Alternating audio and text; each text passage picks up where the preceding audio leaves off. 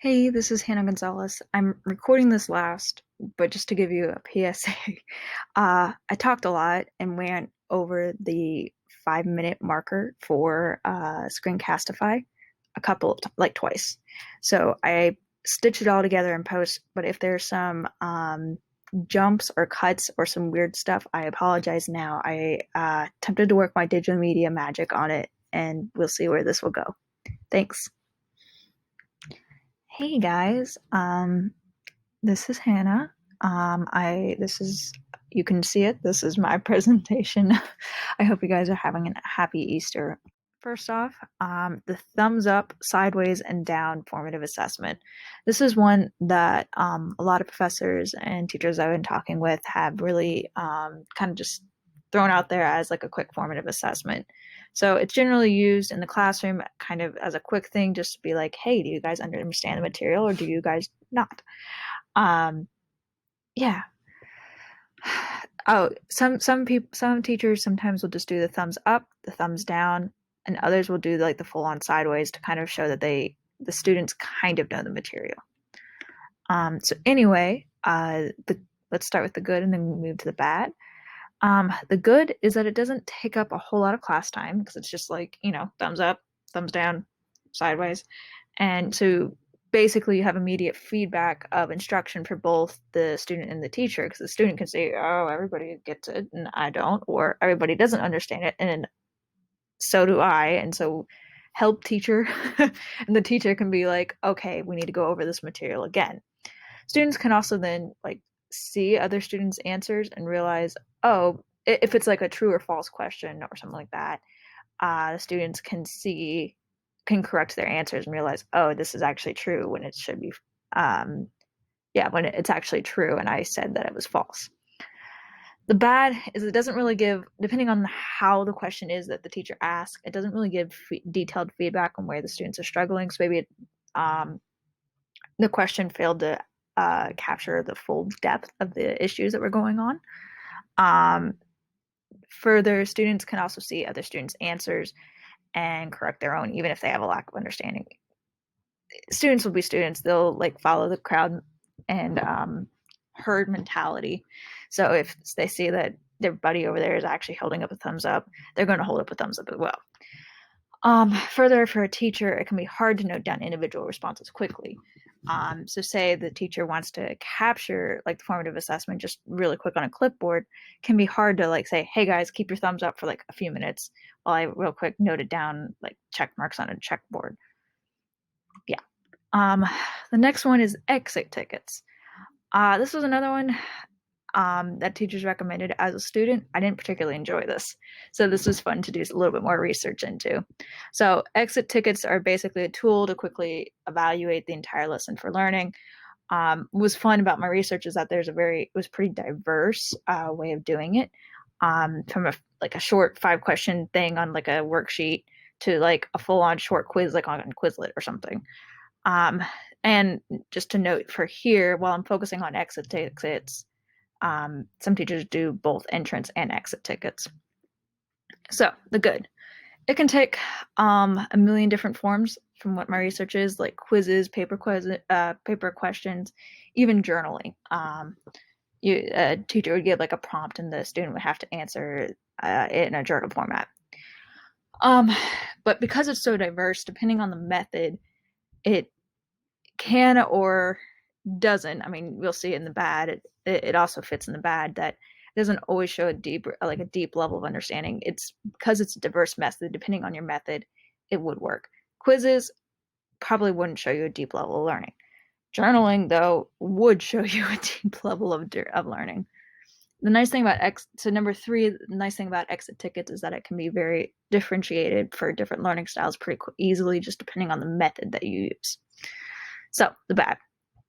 Again, depending on the method, it can take some time. I threw in like a 10 to 15 minutes. It can take more, it can take less. It really depends on how many like if you did a quiz, I think quiz would probably be the quickest one. And it really would take it really would just depend on how many questions you have and stuff like that. Moving to the bad, as I mentioned, depending on like even the questions or the style of the form style, It doesn't really capture a deep level of learning. Point number 3 on the bad side is that it has the potential to be cheesy. This for me is my own childhood experience of exit tickets coming out. A lot of times whenever I did exit tickets, the questions were very like surface level, very much like, can you identify the color? Yeah, and it's like, of course, it's purple. So if the questions are boring, the students will just write it off, do it quickly, not really think about it.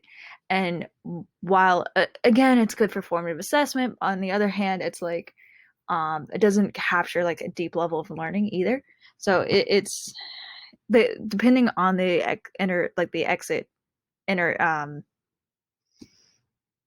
the exit question, exit tickets. I will get there. It can be boring. So moving on into the interview assessments. This is one that I was a little, that as I started researching again, it became very interesting as well, especially with all the new tools that COVID has like given a lot of teachers.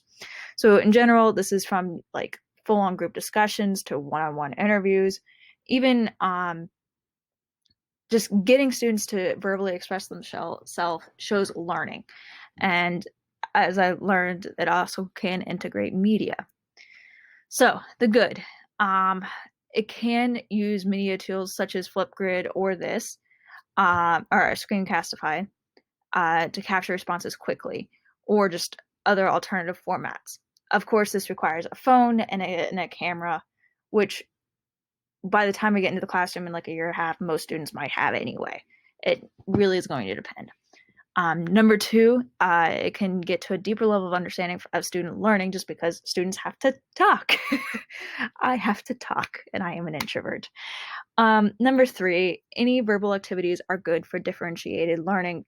Just for me, like if you can get somebody, most activities in a classroom are just kind of paper, pencil, you sit there. So any activity that has a student up, moving, even talking, it's like a good differentiated style lesson. The bad, depending on the style, it takes a little bit.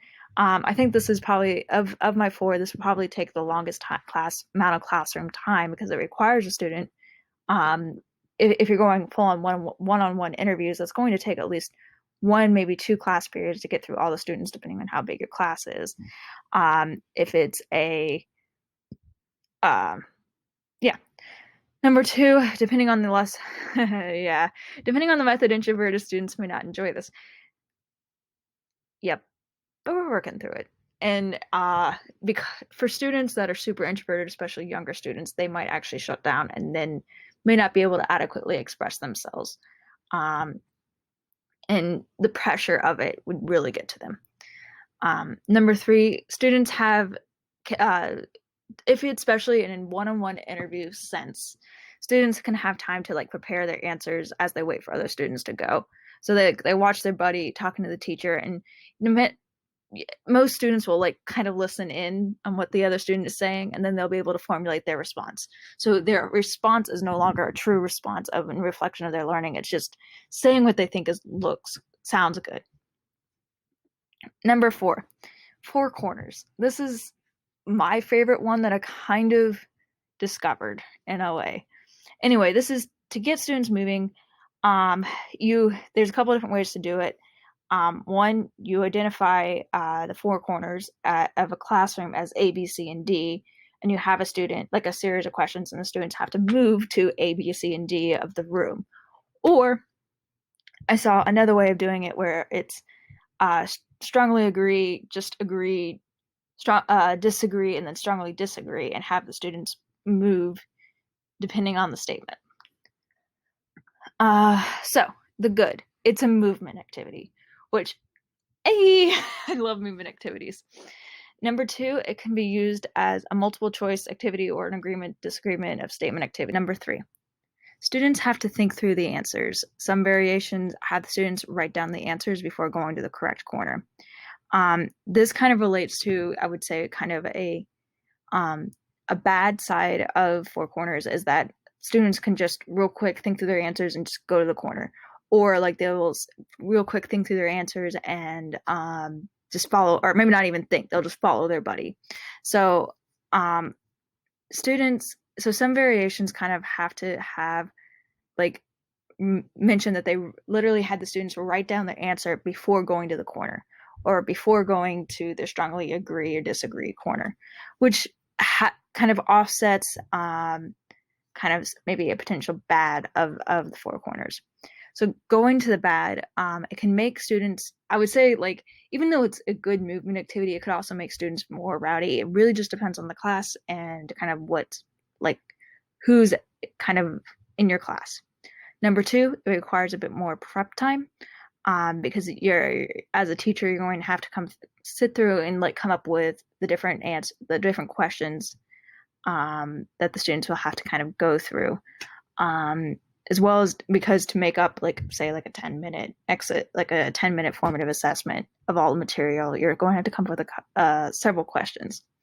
Number three, students can see other students' answers and change their answer. As I kind of mentioned, Jimmy can watch John over there going to one quarter, and he's going to follow him, even though he doesn't know if John has the correct answer or not. So that can be a downside to four corners. And anyway, here's my references page. Yeah. Thank you guys so much. Appreciate y'all. Have a good day. Have a happy Easter.